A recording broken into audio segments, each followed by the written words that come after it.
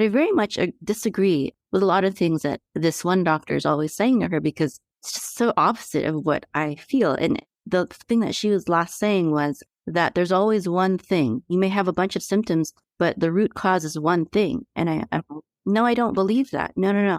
It's accumulation of things. The one thing model is the pharmaceutical model. They want to cure you with one thing, one operation, one surgery, take out that one organ that you don't, and they're blaming it all on that one organ. Well, that's not true. It's the domino effect. Do you want to wake up feeling like you are stepping into who you are meant to be, into the best possible version of you? What if I told you that the key to your best life, health, and happiness are all around you? You just have to find what works for you. I'm Hope Pedraza, and I believe that there isn't just one way to live a healthy and meaningful life, and that all you need is a little inspiration to make changes that last from the inside out. Each week, I'll be sharing tangible tips and inspirational interviews to help you on your journey. These are the steps to take to improve your life and live with purpose. This is Hopeful and Wholesome.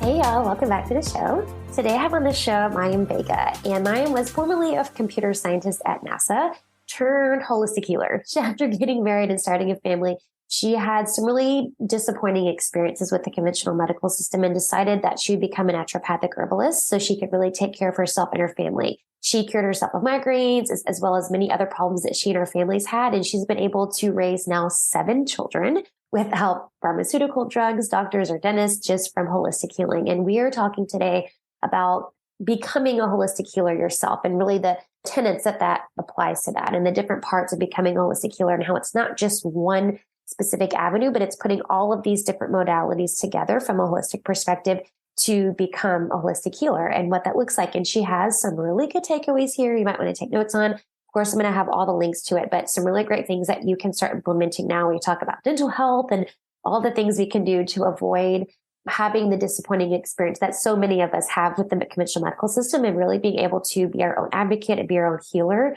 with everything that's provided to us on God's green earth. Let's jump in.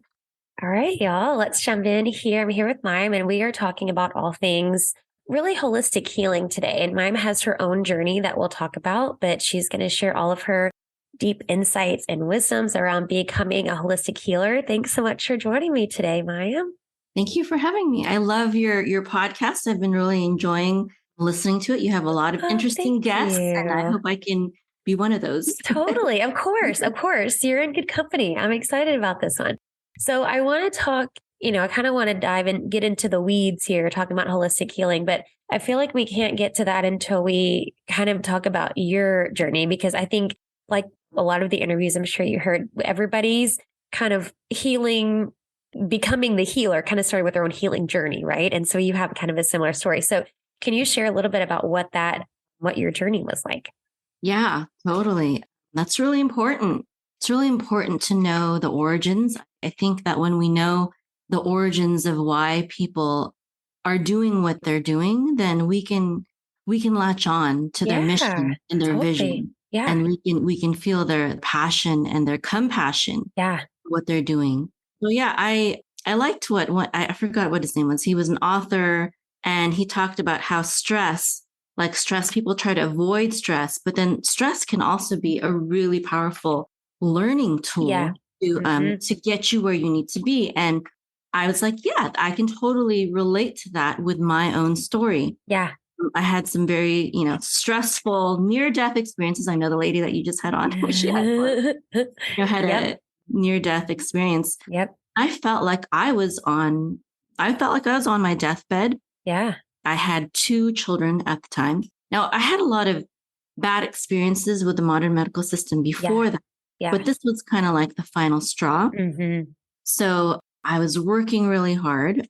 As you mentioned before, I used to work at the NASA Ames Research Center. I was a computer scientist / engineer. And then I got married and I had my first child, and I decided that I wanted to be with him and raise him. I didn't want to put him in a daycare center, because it's not natural. Like animals do that. They don't. That's true.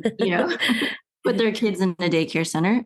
They're with them, until they're old enough. So I was like, that seems right. I felt right in my spirit. Yeah. And so we lived in the Silicon Valley, and I had a very good income. And when I told my husband that I wanted to quit working and, be a stay-at-home mom, he's like, Hold sure. on a second. I don't know about that. He wasn't really supportive, but I knew that I had enough money. So I was like, I don't care. I'm going to do this anyways.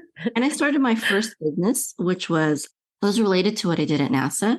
I started developing web applications for people.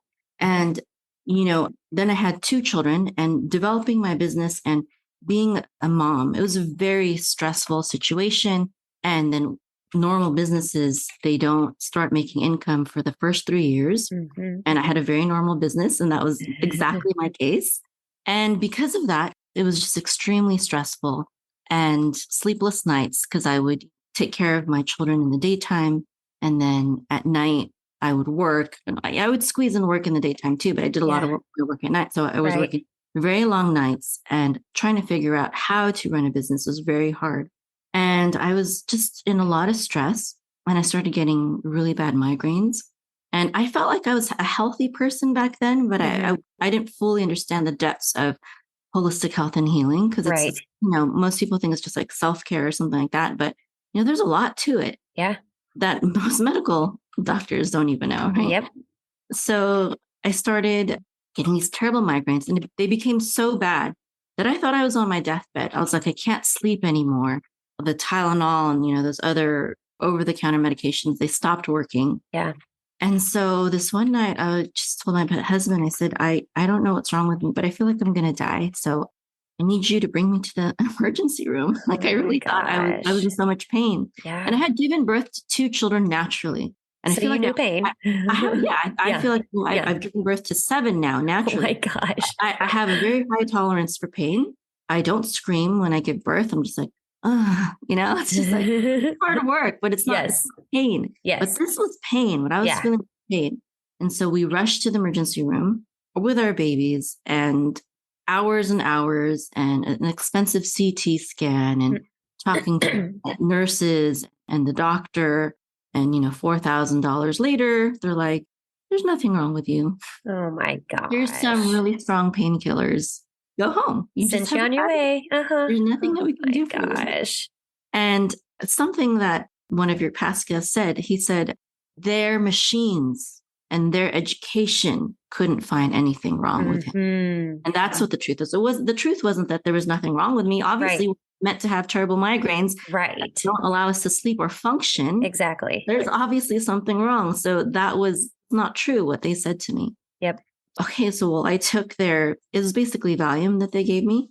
And I took it, but it was not lasting. And it wasn't good for my work. It wasn't good for my business. It wasn't a true solution. Right. It didn't really help me. It numbed me, but it made me non-functional. And it didn't really work, because I don't need to numb the pain and to a point where I can't function. I needed to function. Right. Function and be a mom and run my business and stuff like that. And so that's when I just started doing my own research. And this was back in the day when Google was reliable, Google was unbiased, and I got some good answers that started on my journey to holistic health and healing. And I discovered some herbs and vitamins that could help with migraines and terrible headaches and stuff like that. And that started. But I knew that it was still like something temporary, because I don't know, I just felt like I needed more answers. And I needed to know, like, why, if these vitamins and herbs, if they were so effective, why wouldn't the doctors just tell you that? Right. Yep. Yeah. So, and that wasn't the only thing that led to my disappointment in the modern medical system. I had disappointments with my baby as well, and giving birth. And they thought that my first son, that he had bleeding problems. And I later realized that no, he was just deficient in some things. And I was able to heal that. And well, long story short is I embarked in my journey of learning how to become a holistic healer. And what I found was that going to my first school, which was the Global College of Natural Medicine, and that's where I studied nutrition and herbalism. While it was good, it got me off to a good start. It wasn't enough. It wasn't very powerful for some reason. And now, many years later in my journey, I realized that they also didn't have a lot of answers, and a lot of the things that they taught as well was propaganda. Yeah.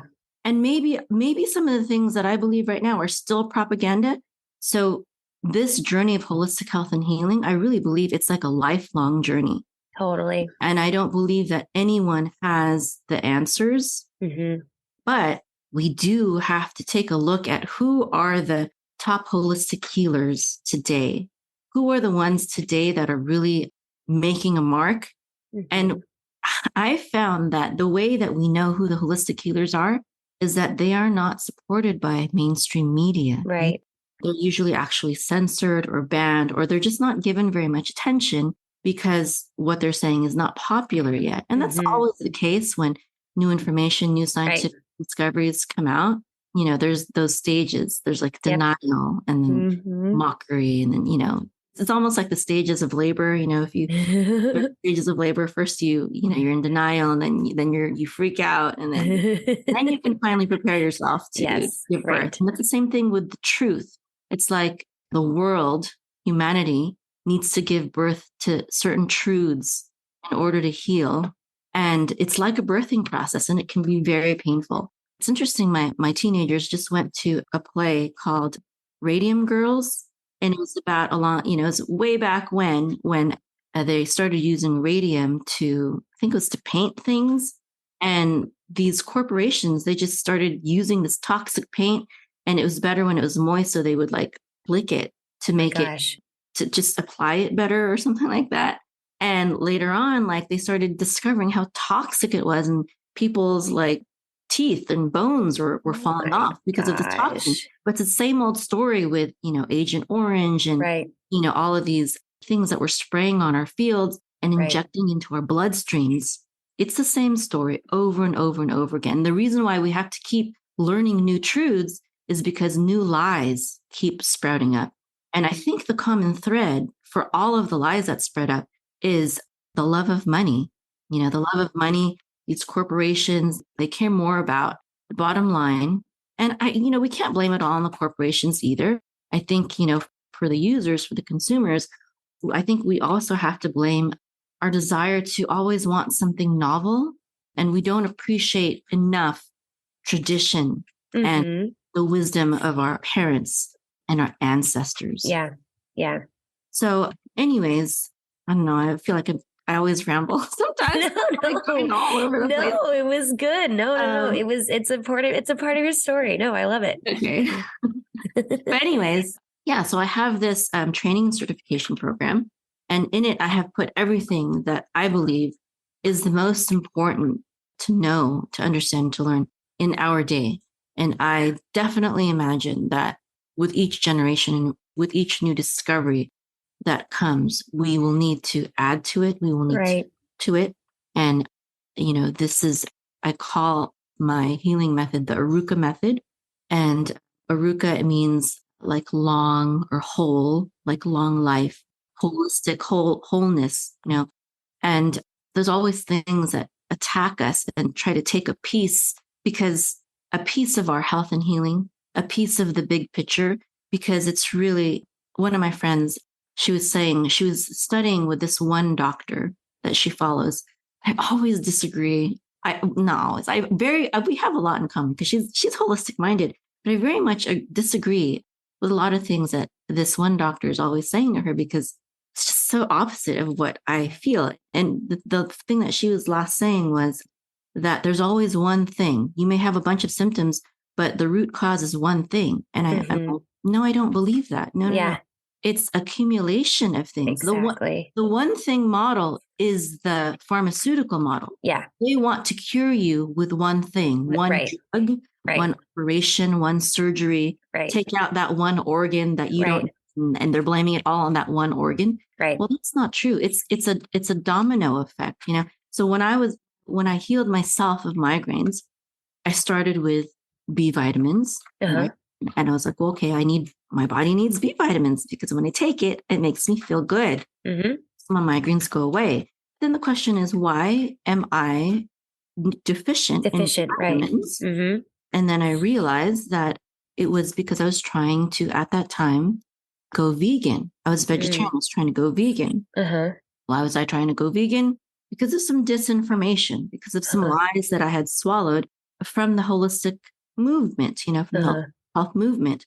And then I realized it's actually not natural for humans to be long-term vegans. It's actually not even natural for any animal, even the herbivores, to be completely vegan, because even herbivores, when they're eating the grass, they are still consuming the bugs and feces from the bugs and whatever is in that dirt, dead animals, it's fertilizing. And so it's just another one of those misconceptions that we have. And I was talking to a naturopath, someone that I learned a lot from as well. And he was saying there's only one vegan community that he knows of that is successfully vegan. They're in India, but the only reason why they are successfully vegan is because they raise their own fruits and vegetables. And like animals, they don't rinse it off.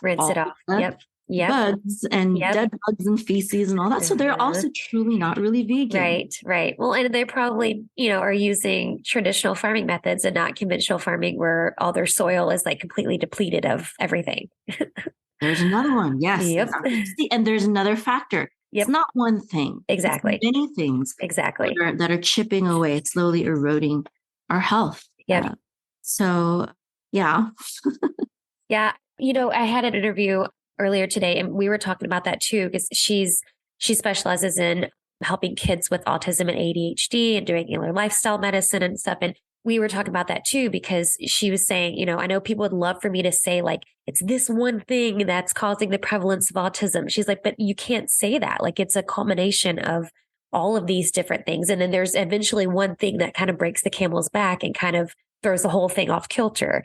And so, yeah, I think it's true with everything. And because I totally agree with you, like it's never one thing. And I know like for me as an FDNP, I talk a lot about root cause and I say it in like singular, but it's never one thing. Like it's multiple things. Like there's not one root cause. So I totally agree with you there. Mm-hmm.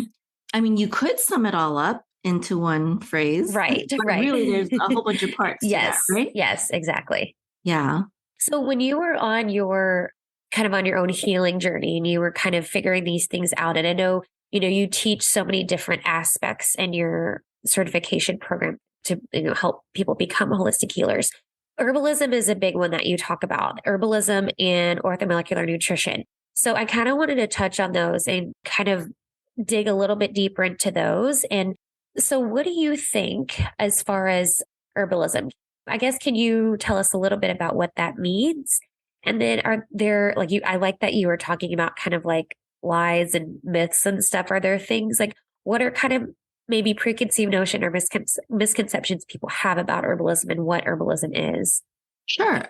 Okay. So I guess so one big misconception that everyday people have about herbalism is we touched on before, is they want one herb or one herbal formula to heal whatever condition that they have. That's often the question I get.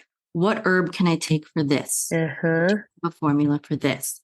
And it's funny because I forgot what video. I do these wellness webinars and I kind of try to do I try to give a holistic picture of what needs to be done for a certain situation, glaucoma or, hair loss or whatever.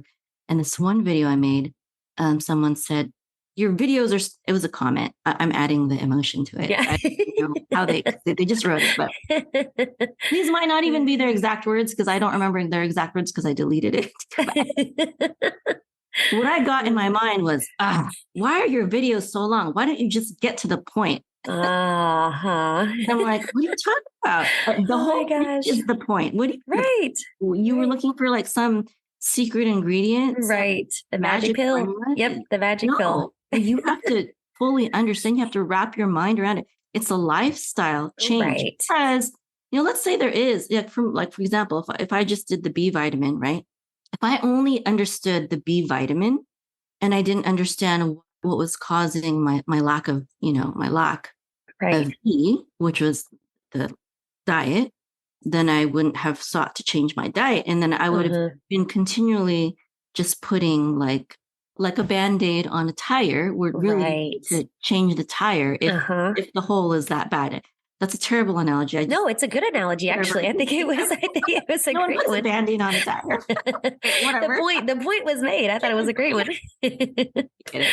So that's some common misconception that people have about herbalism.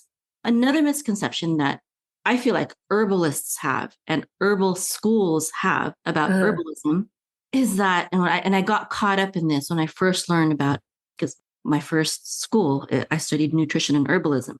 And I don't know why, but a lot of herbalist schools out there today, I mean, even nutrition schools, they teach, it seems, my friends who, have come out of those holistic schools, they teach that, it's the same thing I'm saying again.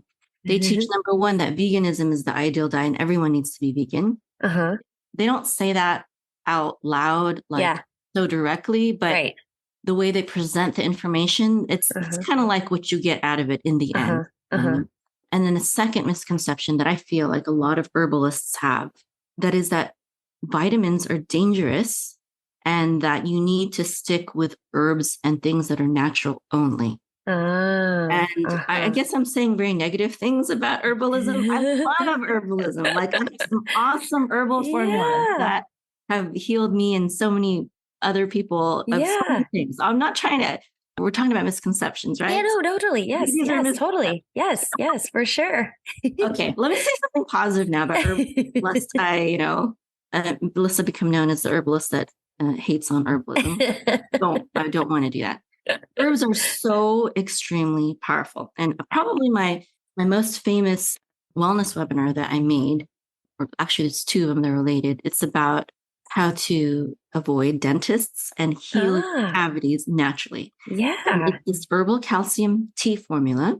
And I have it available. You go to aruka.com/blog/calcium to get the formula. And where I talk about like dental health and how it applies to that is aruka.com/blog/cavities. And you can download those resources for free about that.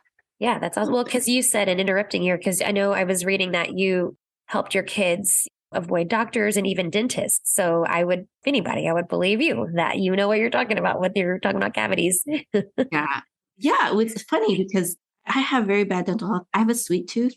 And I'm lazy at brushing my teeth. I'm trying to get better. But whenever I go to the dentist before the herbal calcium tea formula, I would always have to get fillings. There's always something wrong. And then after it started in college, but even after my first child, with each pregnancy, there's like always new health problems. Yes.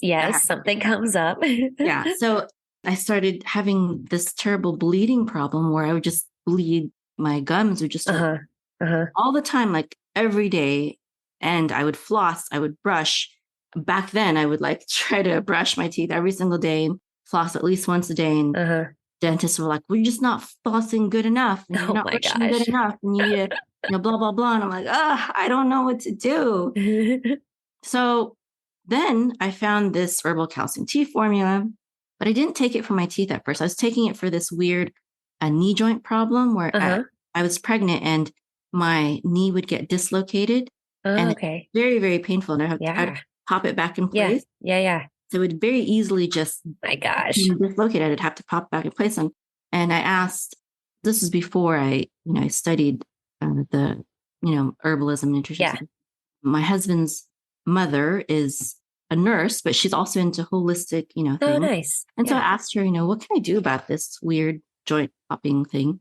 And she was like, oh, you should take some calcium pills for that. I'm like, okay, that's great. So I took calcium pills and they got rid of that.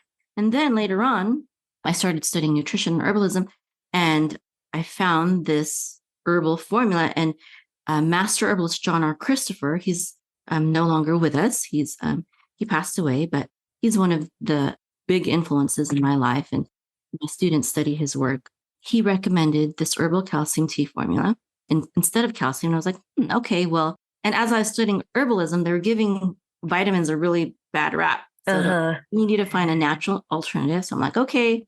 So I started taking this herbal calcium tea formula, and it was so amazing. I was able to stop the calcium pills, but I had the bleeding gums problem. My gums stopped bleeding. That's crazy. I had toothaches, everyone's toothaches. Sure. And my toothaches stopped. They just stopped. And even now, like whenever any of my children say they have a toothache, I'm like, oh, just drink the herbal calcium tea formula. And that's how we can avoid dentists, because they don't complain about toothaches. Because I just give them this formula. Anyways, so I started taking this, and I also had this really bad lower back pain that I would go to physical therapists. I saw a chiropractor. I went to a naturopath and massage therapist. And I was just trying everything and anything to relieve me of the sciatica that was caused through pregnancy. And it was so bad that I couldn't pick up my babies.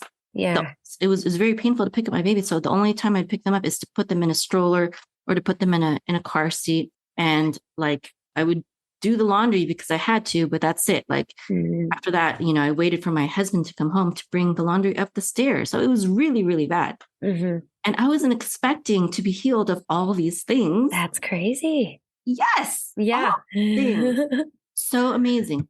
But I didn't give it to my children yet. I just took it myself. And that was, let me see, that was with my when I had my fourth child. So it's 3, 6, 9, 11. I was, I think that was around 2011, 2012 when I started taking it. And Master Herbalist John R. Christopher, he used to say that, in his lectures, which, our students study, they're like these black and white lectures. And it's like this old, like grandfather. That's awesome. But he just has so much wisdom. It's so awesome. Yeah. Anyways, he was saying that when his students would start taking the formula, sometimes some of them, their fillings would start popping out. Oh, no way. Because it would start remineralizing. Yeah. That's crazy. So in 1 month time, my toothaches, my bleeding gums, and my back pain went away. In maybe, I don't remember how many months time, maybe it was a few months that happened to me where one of my fillings popped out. It was actually, no way. It was actually 2, I guess, because they were right next to each other though. The 2 teeth right next to each other. So my filling popped out because that is nuts. It didn't happen to all of them, just those 2. I've been taking it, it's 2023. I started taking it around 2011, 2012. I've been taking it for a long time. It didn't happen to all of them, just those ones. Yeah.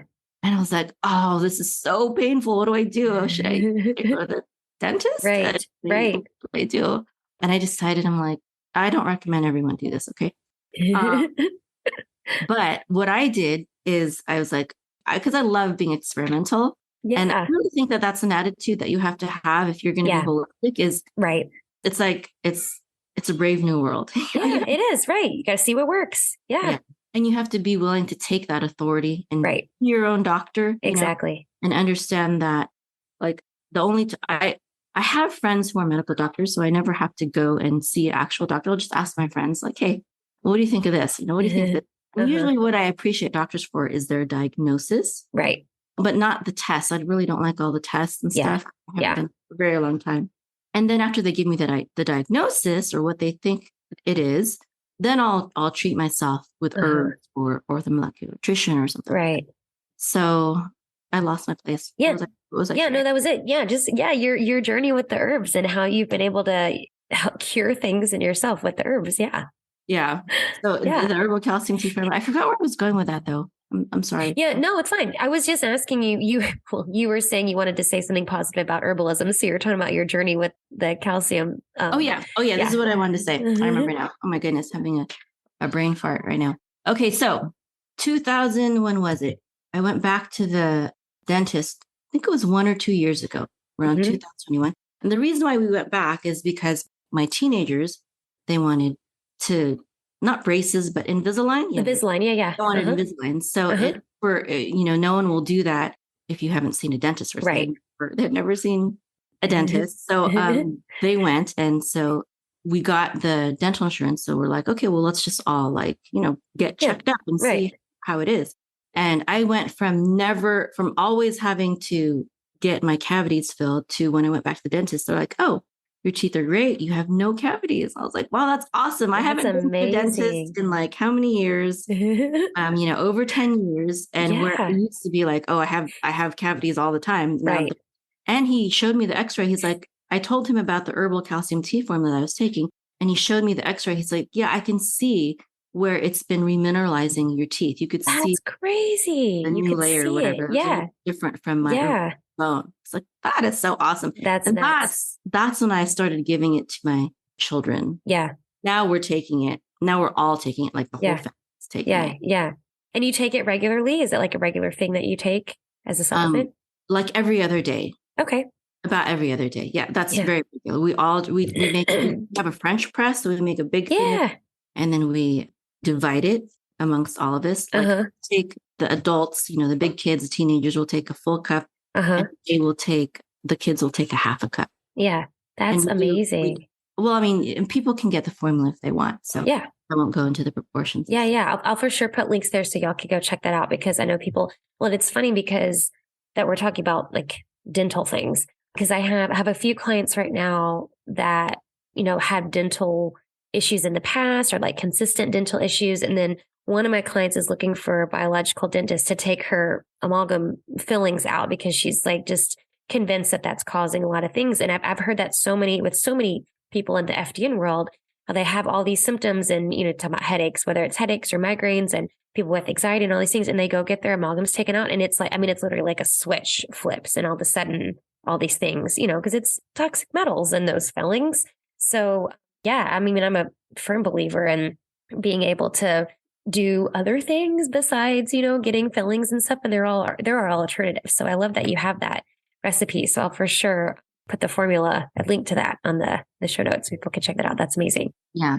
And I think that's one piece. That's one piece of the puzzle. Like, that's why I always say, like, that's just one piece. But then people also have to understand, like, proper nutrition. I think it's really, really important. And so a book that I would recommend for people to study would be, well, the best book I think to study would be Weston Price's book. I don't know if you know Weston A. Price. Mm-hmm. I forgot the name of the book, but he was basically he was a dentist and he traveled all around the world studying different indigenous peoples and how they ate. And he saw that they had perfect teeth. They didn't brush their teeth. They didn't go to dentists, none of that, but they had teeth and they were in great health as well. And so that was the inspiration for his book, Weston A. Price. I think it's Nutrition and Physical Degeneration. I believe that's the word, but also Nourishing Traditions by Mary Enig and Sally Fallon. I think they're probably the biggest people who have carried on Weston A. Price's work and kind of helped to apply it to our day. Yeah. So for me, learning the different modalities of healing, like herbalism, nutrition, and orthomolecular nutrition. A lot of people don't know what that is. It's mega dose vitamin therapy. It's basically healing through vitamins. And a lot of people feel like, it's not natural. So should avoid that. And while it's true that it is man-made, it's such a simple substance to make that it can't be patented, first of all. It's not the same as pharmaceuticals. Right. And even though it is synthetic, our body does know what to do with it a lot better than pharmaceuticals or, Yeah, for sure. And because it is a natural substance to our bodies, it might not be natural in and of itself. You can't just find vitamin C. It's usually part of something, but when you get vitamin C, it's just ascorbic acid, which is man-made, but your body knows what to do with it, which means that your body will have certain things that will tell you when you've had too much and it's safe. So for example, if I had a vitamin C pill and I dropped it on the floor and I couldn't find it, well, I wouldn't care. I wouldn't care if one of my babies vitamin C pill and accidentally opened it up and eat it. Even if it was 1,500 milligrams, which is, I think, the strongest dose that I've seen available in one pill. Even if it was 1,500 milligrams of vitamin C, I still wouldn't. I'll go, oh well, maybe she'll have diarrhea. Probably nothing will happen. She'll probably just get an immune boost from that one pill. But if any of my guests who come to my home, and we host a lot of events at my house, if any of them ever drop their medication on my floor, I would be freaking out. Right. Yeah. If my babies, I have a 3-year-old and a 4-year-old right now, if any of them got to that and accidentally took it, oh man, they might have to go to the hospital for the first time in their life because that could be extremely toxic. It's deadly. So even though vitamin C isn't as natural as herbs, it's still very safe to our bodies. And you can overdose on it, but you can overdose on herbs as well. Yeah. It's still like 1,000 times safer than pharmaceuticals. Yeah. And what I really like is, I study Western herbalism. It's American herbalism, Western herbalism. My students do learn a little bit about Ayurveda and traditional Chinese medicine. And of course, Western herbalism incorporates Ayurvedic herbs and traditional Chinese herbs. Well, and because the West is the melting pot, right? That's what's great about Western herbalism and Western things in general, is that we take the best out of a lot of different cultures and we mix it together. Right. But the problem is that a lot of times the herbs, like in my herbal calcium tea formula, I can recommend it to anyone in the US and Canada. But when it comes to the Philippines where I'm from, or people in India, and if they want to get it, I'm like, I have no idea. Like, will Amazon ship to you? If Right. you can get it, but if they don't, I have no idea. I don't know. So then we have to fall back on nutrition and vitamins. Now, vitamins, as far as I understand, most of my clients, most of my students, they can get almost every single vitamin that I would ever teach them about, no matter where they're at. And it's very cost effective. Right. Compared to, sometimes even compared to herbs. Yeah. It's very affordable way. So I think that's one of the greatest misconceptions, is a lot of times the different healing modalities, they don't appreciate each other. And so I had a lot to say negative about veganism. I don't want people to feel like I hate vegetables or something. Yeah. Of course, herbalists, we believe in juicing and raw foods. It really depends on what that person needs at that time. Right. If you have problems with your gut, well, maybe raw foods and grains and, certain things are not the best for you. Maybe you need more fermented things, more, fermented dairy. Maybe you need more meat for certain things. So I don't want to villainize anything, but I really want, holistic healers. What I hate is they study one thing, they study herbs, or they study, I don't know if you've heard of German New Medicine, where it's all about mindset. But then they're like, that's all that matters. And they're like, you can eat all, any kind of junk you want, and it's all only about mindset. And it's like, no. Let's not fall into that trap. We have to look at everything. Everything. Right. No, I totally agree with that. And I think I've, kind of learned that throughout my own journey too. And I love, in me, I just learning a lot about a lot of different things. And so it's also, I enjoy just learning about a lot of different things. But when you do that, you do understand how they can all kind of interconnect and intermingle, and they all work together. Because, and you can mention others, I know you have kind of 8 pieces of this, right? So you mentioned herbalism and the orthomolecular nutrition, but what are some of the other pieces that you put together as, helping people become holistic healers? Like, what are the other pieces that we're missing? Sure. Yes. So on my website, the promotion that we're having right now is we're having this free, it's just like a mini course, and I go through my 8 secrets to becoming a holistic healer. And I'm hoping to get this in book format right now. So I'm testing it out by just sending out emails and making videos about it. So here are the 8 secrets that, that I've written down. And these are what basically we take our students through. Okay. So the first piece, the first secret to becoming a holistic healer is that, as I mentioned earlier, we have to understand who the top holistic healers are. And you're not going to find that with a Google search these days, because the top holistic healers are being censored. So you're going to have to find it through podcasts like yours, schools like mine, YouTube channels like mine, whatever, newsletters like mine, email lists like mine. Who are the holistic healers in our day? And also back in the day, like John or Christopher, I'm no longer with us, but his teachings are so important.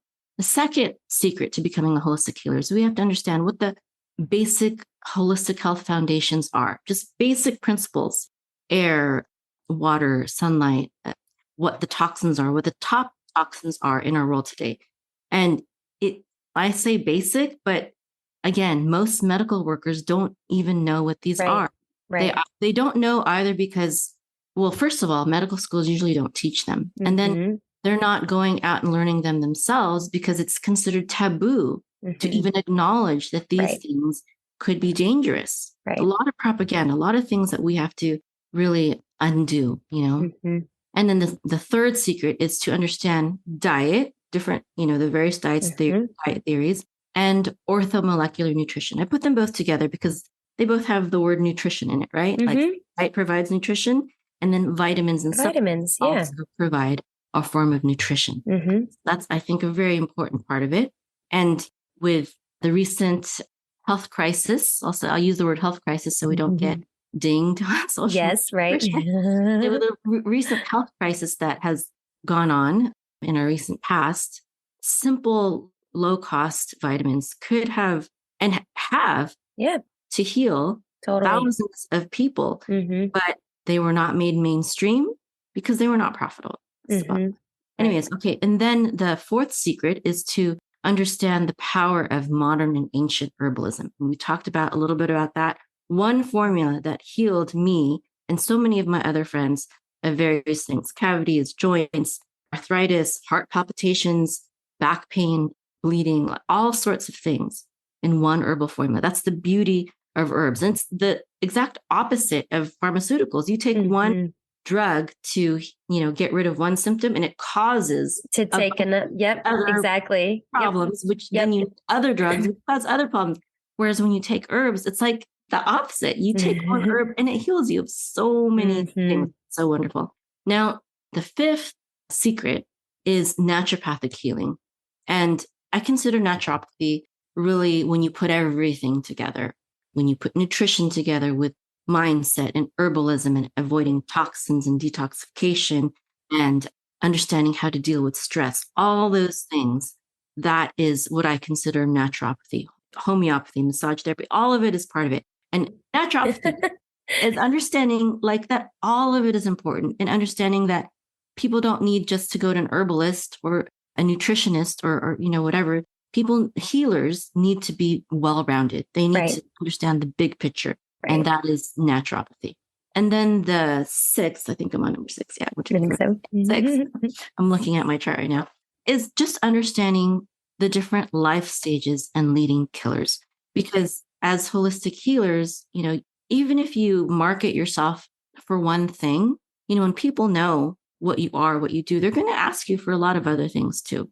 You know what I mean? So we really should be able to understand the human body and the life stages of a person and understand, what are the most common problems for a baby, for a toddler, for a child, for a young adult, for a teenager, for, an older person, and what are the leading killers that people need to avoid. And there will be a common thread in a lot of them, but we really just have to understand because a lot of times, a lot of holistic health and healing schools, and I've taken several programs, and this is why, is because when I went to my first one, I was like, okay, this is good, but I felt like this is not enough. I need more. I need more, Right. more.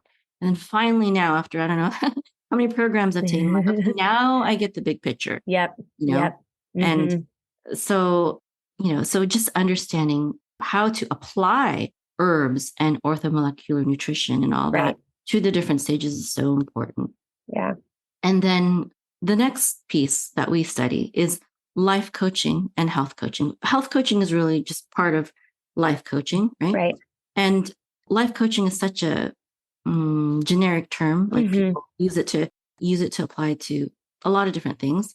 So for me, the thing that has really benefited me when it comes to life coaching is two things personally that have helped me through life coaching is number one, how to manage my mind and my thoughts, how to reframe my thoughts so that I can, like your previous guest talked about, handle the stress, not avoid the stress, because stress is necessary sometimes to get you through very hard things in your life, but how to accurately manage the stress and handle the stress and use it for your benefit and for your good instead of letting it conquer you and rule you and master you and cause you to become sick. And so this is, for me, a really important part of life coaching is how to manage your mind and reframe your thoughts and take control, take your thoughts captive so that they serve you and so that they serve your goals and what you want to accomplish. Yeah. Yeah. And I don't think most people, we're not taught this. We're taught what to think. We're not taught how to think. We're not taught that we can even, a lot of people aren't taught that they even can change their thoughts about things. Yeah. A lot of people don't understand that you can rebuke your thoughts. Right. Tell your thoughts to be quiet. Right. Like, stand down, Yep. Your opinion is noted. I'll get back to you later. We're doing this right now. Thank you very much. Self-talk is not bad. It can be very, very useful. Yeah. And also another part of it is with all the naturopathy and the herbs and all that, that is like, for me, it's a substitute to the modern medical system, the average medical doctor and, whatnot. Whereas life coaching, to me, that is for me the substitute to psychologists and psychotherapists and stuff like that, where they're not really trying to help you to get out of a bad situation. They're mostly, in my experience, and I've seen a lot through mental health professionals in my life as well, is they help you cope, but they don't help you overcome or master. In fact, most of the diseases that psychiatrists diagnose you for, they will say there is no cure. There's no cure. You're going to be on this medication forever. And I think that's false. I think that if you know how to master your mind and couple that with, everything else, nutrition, et cetera, that you can certainly overcome, because the animals don't need drugs. The animals, psychotherapists. That's right. We have everything we need. We just have to understand how to use it. Exactly. Yeah. No, I love that. I love all of the pieces too that you can tie together or that you tie together to help people understand. Because I think all of these, like we were saying before, they all work together. And I think it's important to have all of these and not just rely on just one. So I love that, how you put them all together. As we wrap up here, I do have one more question I want to ask you. But before I ask you, can you let everyone know where to find out more about you and about your holistic academy, your Holistic Life Academy? Yes, absolutely. But first, let me just share my last one. The last piece. Yeah. Oh, yes. Forgot the eighth one. Yes. Is that our students study online business and marketing. Because, and I think that's very, very important. For me, it was very empowering because I've been able to raise my children holistically and healthy, but I've also been able to be there for them. I've been able to be a homeschool mom because I had the skill in my first business. How to start an online business. Yes. And this is also a very, very empowering part. You can keep your children away from a lot of dangerous things out there in the world if you're just able to be there with them, and even if they are in school, but still the freedom of having an online business will still help you to protect them in many ways. Yes. So true. Yeah, you can totally. Oh, and also another thing is, as holistic healers, like I've done searches before of, jobs for herbalists or jobs for health coaches. They pay so little. Yeah. They pay like $15 an hour. I'm like, we are valuable. Yeah. $15 an hour. Give me a break. What I do right now is worth more money than what I did at NASA. Yeah. We're people, we're healing people. This is so important. For sure. It's ridiculous. So the only way to break that ceiling and to not be working for $15 an hour as a holistic healer is we have to do what you're doing, and do what I'm doing. We have to be entrepreneurs. Yeah, for sure. So my website is arukah.com, ARUKAH.com. And you can sign up for the Become a Healer series. And I don't know what I'll do in the future. It might change. But and then there's a virtual open house video that people can watch if they're interested in getting certified and training. Perfect. Yeah. Of course, I put the links to all that in the show notes so y'all can go check that out. The last question I want to ask you that I like to finish up with everybody. What do you think is the most important thing you can do to live with purpose? I think I love patterns. When I was a computer programmer, it was all about patterns, patterns in life. And I think noticing and understanding patterns is really, really important. Is there something in your life that keeps on coming up? Well, maybe that is a sign that you have to notice this pattern in your life. And when it comes to healing, is there a pattern to the sickness and disease that you're seeing? Is it happening at certain times? What are the patterns in your life? They can really give us clues. And I believe that these are natural and they're also divine. They're both. I love that. Such good words. Thank you so much. Yes, it was a good answer. Thank you so much for sharing all of your insight and giving us so much wisdom on how to become a holistic healer. Ask all y'all go check out her website and for more. And she's got such good stuff on YouTube that you can just, learn on your own, just all the stuff she's putting out. So thank you so much for sharing all of this, Mayim. I appreciate your time. Thank you. And thank you for everything that you're doing also. Thank you. Your podcast and your interviews are very entertaining and educational. Thank you. I appreciate that. Thanks for listening to Hopeful and Wholesome, y'all. If you found value in this week's episode, please subscribe on iTunes or wherever you get your podcasts and leave a review to let me know what you thought. I love to know what you find useful in these episodes so I know how I can provide the most value I can to my listeners. And if you have topics that you want to know more about, I'd love to hear those as well. So shoot me a message on Instagram, Facebook, or LinkedIn. It's @TheHopePedraza or visit my website, hopefulandwholesome.com. Thanks, y'all.